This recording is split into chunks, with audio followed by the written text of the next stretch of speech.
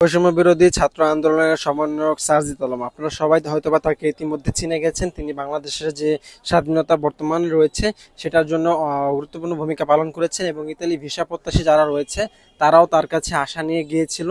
গতকালকে তারা তাদের কাছে গিয়েছিল এবং তাদের যে সকল সমস্যাগুলো রয়েছে সেগুলো সম্পর্কে সারজিদ আলমকে জানিয়েছে এবং তারা ভিএফএস গ্লোবালের সামনে মানববন্ধন এবং আন্দোলন করার তার কাছ থেকে অনুমতি চেয়েছিল। তবে সারজিদ আলম তাদেরকে জানিয়ে দিয়েছে যে আপনারা মানববন্ধন কিংবা আন্দোলন সেখানে করবেন না, আপনাদের কি কি সমস্যা আছে সেগুলো আপনারা আমাদেরকে জানান। তখন ইতালি ভিসা ভুক্তভোগী যারা রয়েছে তারা সকলেই সারজিদ আলমের কাছে তাদের যে সকল দাবি দাবাগুলো রয়েছে বা তারা যে সকল সমস্যার সম্মুখীন গুলো হচ্ছে সেই সকল বিষয়গুলো তাকে জানিয়েছে।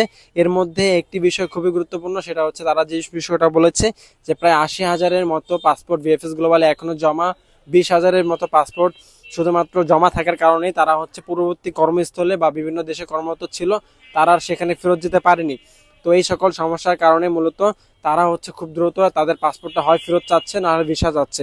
অর্থাৎ তাদের যে এত ভোগান্তি বছরের পর বছর জমে থাকা এই কষ্টটা তারা সহ্য করতে পারতেছে না।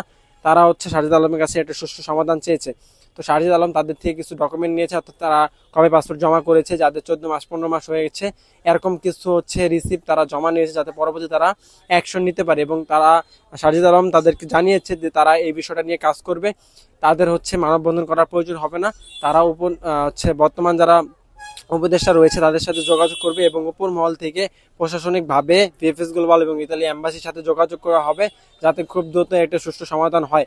এবং তারা বলেছে প্রয়োজন হলে তারা ডক্টর মোহাম্মদ ইউনূসের সাথে কথা বলে ইতালি অ্যাম্বাসিডর বা ইতালি সরকারের সাথেও এই বিষয়টা নিয়ে আলোচনা করবে, যাতে ইতালি যাওয়ার জন্য যে বাংলাদেশিরা কষ্ট করতেছে বা যাদের এই ভোগান্তি এই ভোগান্তি যাতে একটা দ্রুত সমাধান তারা পায়।